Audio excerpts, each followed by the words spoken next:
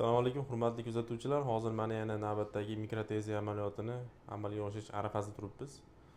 Bemorimizda 3 yillik bepushtlik, azospermiya, urug' foizi soni 0 holatiga kelganlar. Biz fresh mikroteziya reja qildik, chunki bemorimiz o'tgan yili o'sha Toshkent shahrida o'sha moyakdan maxsus punksion igna orqali tekshirishganda urug' topildi deyishgan. Lekin urug'larni muzlatib qo'yishmagan. Shuning uchun biz yana qayta operatsiya qilishga majbur bo'lyapmiz. Chunki hozir bemorda urug' yo'q, moyakni ichidan olishga to'g'ri keladi.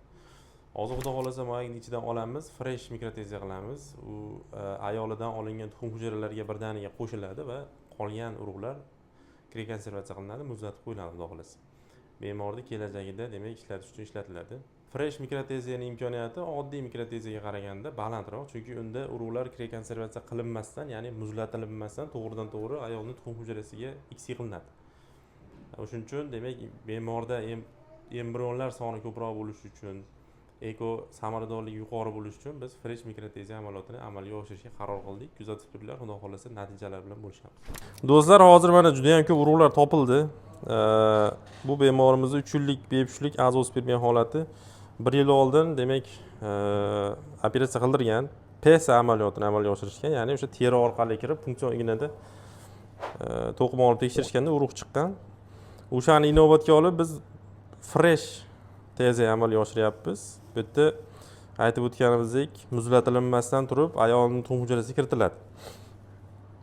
Bu bemorlarimiz bizda eko amaliyotini yutib olishgan. Eko amaliyotini mutlaqo bepulga qilib beramiz. 25 million so'mlik amaliyot bepulga amalga oshiriladi, chunki Ramazon oyida klinikamiz aksiya o'tkazuvdi.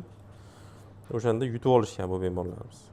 Eko amaliyoti demak bularga sovg'a bo'ladi. Xudo xolasa farzandi bo'lib ketsa, hammasi yaxshi bo'ladi. Tak, do'stlar, mana 3 yillik bepushtlik hozir fresh teziya amaliyoti amalga oshiryapmiz. Mana shu qimirlab turgan hammasi urug' hujayrasi. Hozir bemorda bu urug' hujayralarni muzlatmasdan turib o'sha tuxum hujayraga kiritiladi, ya'ni iksir amaliyoti amalga oshiriladi.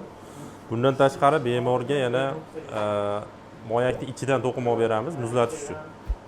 Kimda shunaqa muammolar bo'lsa murojaat qilinglar, xudo xolasa yordam beramiz.